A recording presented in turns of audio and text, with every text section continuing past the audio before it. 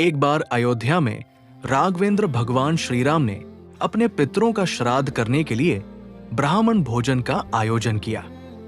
भगवान शंकर को जब ये मालूम हुआ तो वे कौतूहलवश एक वृद्ध ब्राह्मण का रूप धरकर ब्राह्मणों की टोली में शामिल होकर वहां पहुंच गए और श्रीराम जी से बोले, मुझे भी भोजन करना है। अंतर्यामी भगवान श्रीराम बूढ़े ब्राह्मण को पहचान गए और समझ गए कि भगवान शंकर ही मेरी परीक्षा करने यहां पधारे हैं।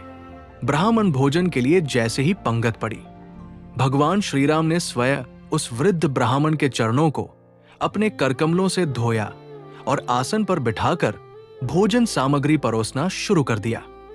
छोटे भाई लक्ष्मण जी भगवान शंकर को जो भी वस्तु परोसते, शंकर जी उसे एक ही ग्रास में खत्म कर देते। उनकी पत्तल पर कोई सामान बचता ही नहीं था। सभी परोसने वाले उस बूढ़े ब्राह्मण की पत्तल में सामग्री भरने में लग गए, पर पत्तल तो खाली की खाली ही नजर आती। श्रीराम जी मन ही मन मुस्कुराते हुए शंकर जी की ये लीला देख रहे थे। भोजन समाप्त होते देख महल में चिंता होने लगी गई। माता सीता के पास भी ये समाचार पहुंचा कि श्राद्ध में एक ऐसे वृद्ध ब्राह्मण पधारे हैं जिनकी पत्तल पर सामग्री परोसते ही साफ हो जाती है।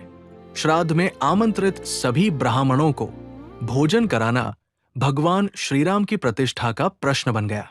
माता सीता भी चिंतित होने लगी।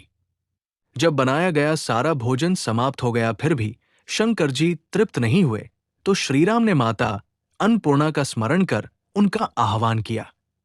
सभी परोसने वाले व्यक्ति वहां से हटा दिए गए। माता अन्नपूर्णा वहां प्रकट हो गई। श्रीराम जी ने माता अन्नपूर्णा से कहा, अपने स्वामी को आप ही भोजन कराइए। इन्हें आपके अतिरिक्त और कोई तृप्त नहीं कर सकता है। मां अन्नपूर्णा ने जब अपने हाथ में भोजन पात्र लिया तो उसमें भोजन अक्षय हो गया। अब वे स्वयं विश्वनाथ को भोजन कराने लगी। मां अन्नपूर्णा ने पत्तल में